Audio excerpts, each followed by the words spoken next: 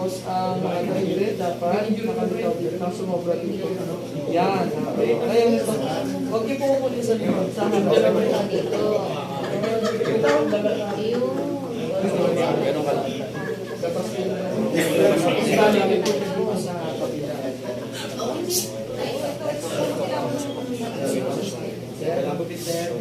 Pakita yung balikan.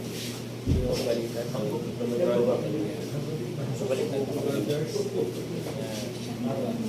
Tama naman po siya.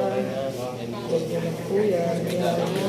Tapos yung isa, dito, tapos yung balita. Tapos tali niyo po. Huwag niyo po nilagay. Pag ganyan maluwag, Dito hindi po. makakasip. Ayan.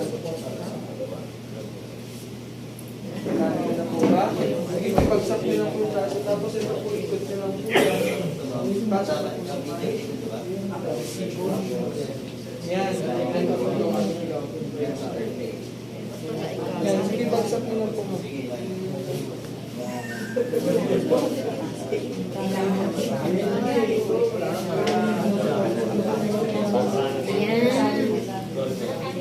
Yan, bakit para saan po yung nakalitaw yung mga daliri? Para doon po sa pulse motor sensory. Check nyo kung may pulse pa kahit balik na. Motor.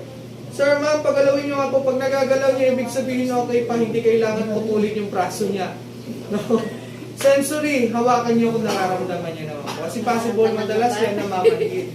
Kaya kailangan nakalitaw yung mga daliri niya. Isilin ko para maramdaman mo.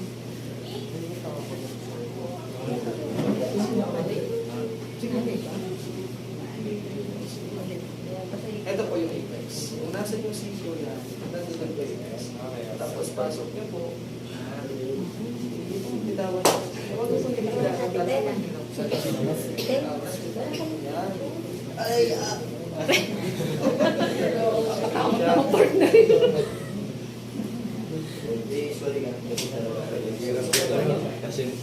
mas mahirap pa din nakalawang.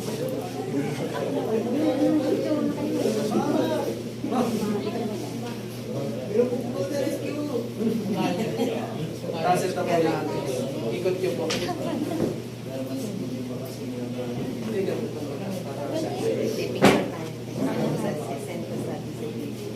Kapag umipit na po sa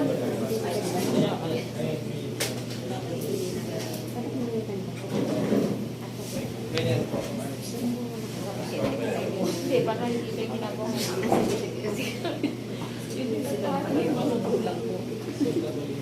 Pakita yung kung sila mo yung para ano, pwede masakit na video natin.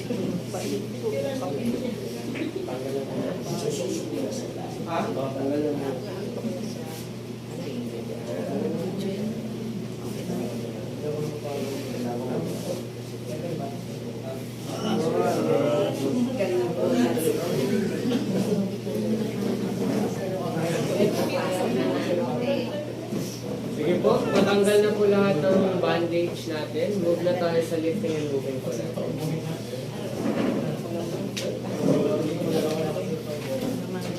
Richard, ready ka na? Ingat ka.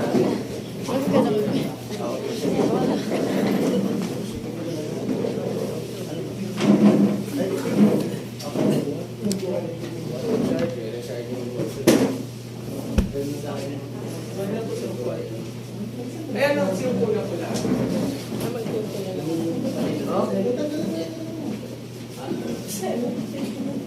So yan, ano yung nakita niyong mali sa